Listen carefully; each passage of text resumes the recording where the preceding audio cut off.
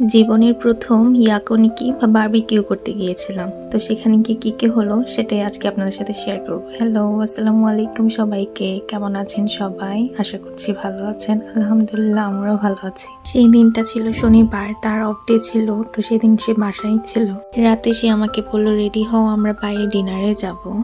তো আমরা সেদিন ট্রেনে করে গিয়েছিলাম। তো এই হচ্ছে সেই রেস্টুরেন্টটা, সেটা হচ্ছে বেসিক্যালি ইয়াকনিকি অর বিবিকিউ বা বারবিকিউ করার একটা রেস্টুরেন্ট। আর আগে একটা কথা বলে রাখি, এটা একদম হালাল একটা রেস্টুরেন্ট। গরুর মাংস যেহেতু এখানে তেমন হালাল পাওয়া যায় না, এটা পুরোই একটা হালাল রেস্টুরেন্ট। এই রেস্টুরেন্টটা খুবই সুন্দর ছিল, ছোটর মধ্যে খুবই ওয়েল ডেকোর করা। এটা টোকিওতে থাকাতে খুব ইজিলি হয় মানুষের জন্য। তো আমাদের মেনিউ চলে আসে আর এই ফ্লেমটা অন করে দেয়া হয়।